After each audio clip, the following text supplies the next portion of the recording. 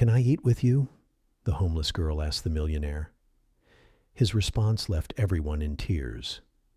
The clink of fine silverware and the low hum of conversation filled the elegant courtyard of Ljarden, the city's most luxurious restaurant. Crystal glasses sparkled in the warm evening light, and the rich aroma of roasted lamb and truffle butter lingered in the air. At a corner table, Thomas Reed sat alone.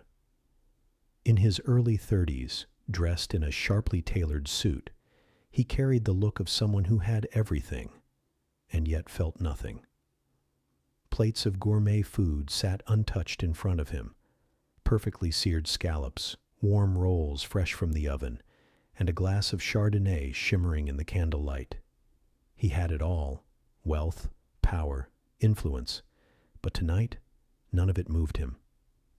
He scrolled through emails on his phone, detached and empty. Outside the ornate wrought iron gates of Ljardan, a small girl stood shivering. Ela, no older than 7, was thin and frail.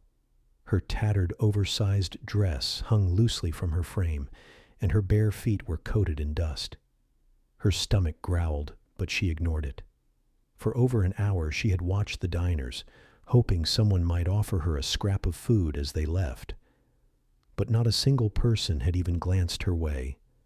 A waiter carrying a tray of half-eaten dishes paused near a bin in the alley and tossed the food in. Ela crept forward, desperate. "Stop right there," the waiter barked, waving her away like she was nothing. "Filthy street kids don't belong here." Startled, Ela darted behind a stone column, tears stinging her eyes. But her hunger was stronger than her fear.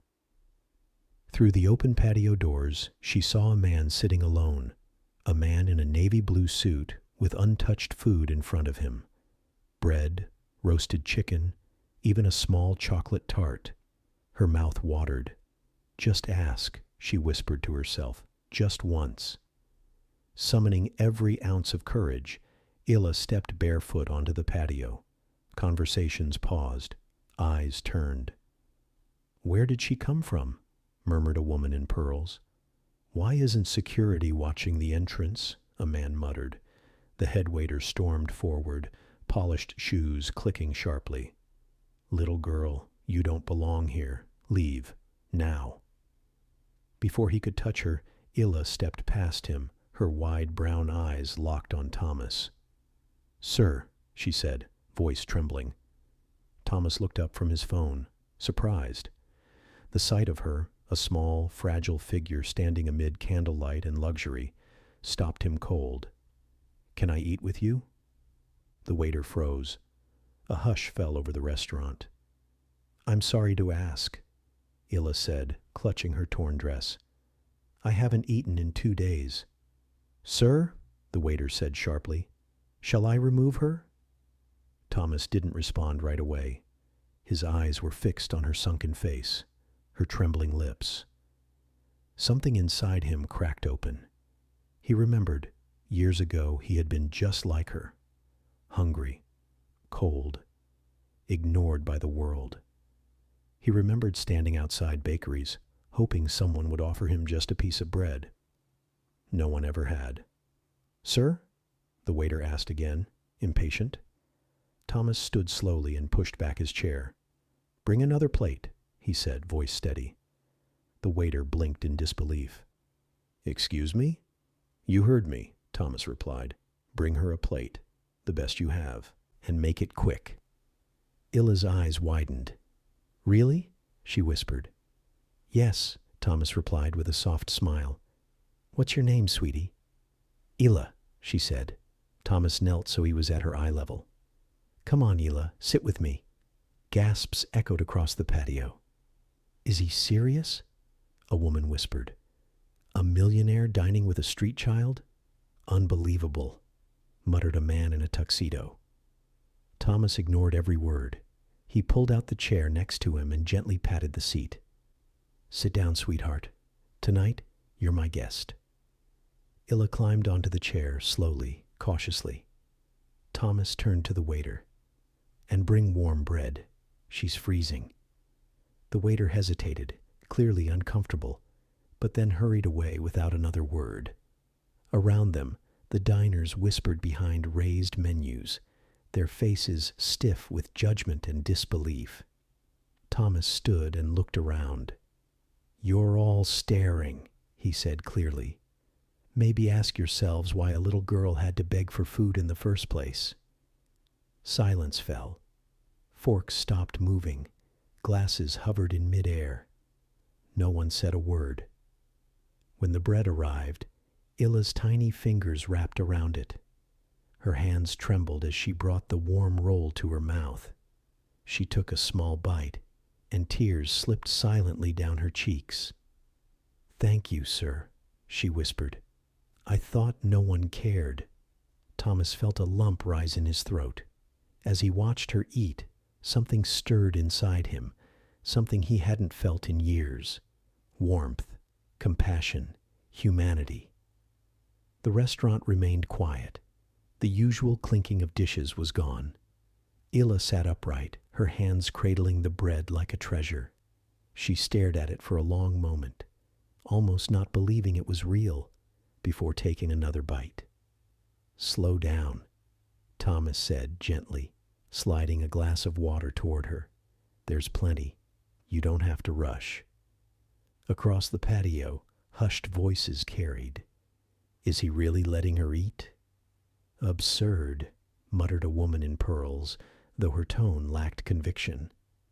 An older couple looked down at their plates, unable to meet Thomas's gaze. The waiter returned with a steaming plate of roasted chicken, vegetables, and creamy mashed potatoes. He placed it in front of Illa and stepped back quietly, avoiding her eyes. "Eat as much as you want," Thomas said softly. "No one here will stop you." Illa hesitated, glancing at the food, then at him. "But don't you want it?" Thomas smiled and shook his head. "I've already had my share. Tonight it's your turn."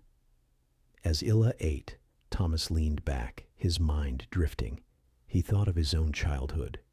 Cold nights sleeping in subway tunnels, digging through trash cans for scraps. He had worked hard to rise above it, to leave it behind. But sitting here now, watching this little girl eat, he realized he hadn't escaped it. He had only hidden it. Illa wiped her eyes with the back of her hand. "My mama used to make bread like this," she said quietly. "Before she went to heaven." Thomas's heart clenched. "What about your dad?" Her voice cracked. "He left after Mama died. Said I was too much trouble. Said someone else would take care of me." She stared down at her plate, her voice dropping. But no one did. A sharp ache hit Thomas deep in his chest. He pushed his own plate aside and gently took her small hand in his. "You are not too much trouble," he said firmly. "You're a child, and you deserve love, care, and warmth, Illa." Nearby, a waiter froze mid-step. A couple at a nearby table dabbed their eyes with napkins. For the first time in a long while, the restaurant wasn't just full, it was awake. Even the stern-faced restaurant manager, who had come to confront Thomas, froze in his tracks. Thomas looked up and addressed the room. "She's 7 years old. 7. And she's been wandering the streets alone while the rest of us sit here drinking fine wine and wasting food we don't even finish."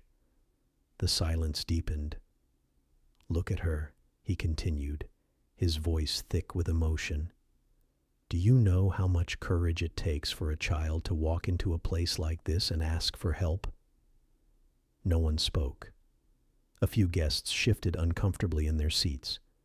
Guilt flickered across their faces. Thomas turned back to Illa and lowered his voice so only she could hear. "You don't have to beg anymore, not ever again. I'm going to take care of you." Illa blinked, stunned. "You mean you're not sending me away?" "Never," Thomas said, his voice cracking slightly. "You're coming with me. We'll get you warm clothes, a safe bed, and tomorrow, pancakes for breakfast." A small sob escaped Illa's lips as she threw her arms around his waist. I'll be good, she cried. I promise I'll be good. Thomas held her close. You already are, sweetheart. You don't have to prove anything to anyone. A soft sniffle broke the silence. The woman in pearls dabbed her eyes with a napkin. A young waiter stepped back, clearly holding back tears.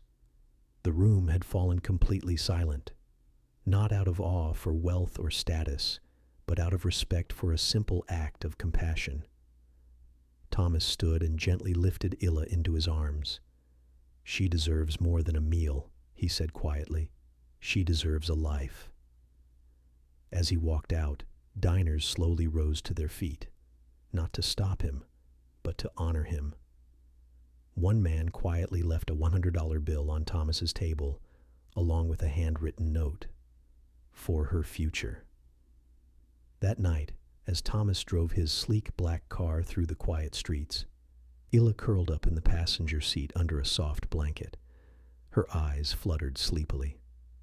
Are you rich? She asked softly. Thomas glanced at her and smiled. I thought I was, but tonight I finally feel like I have something more valuable than all the money in the world. Illa gave a sleepy smile. You're the nicest person I've ever met.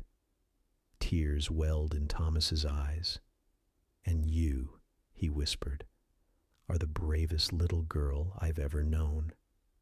If you liked this story, don't forget to give it a thumbs up and subscribe for more heartwarming, emotional, and inspiring tales. Let us know in the comments, where in the world are you watching from? We love hearing from you.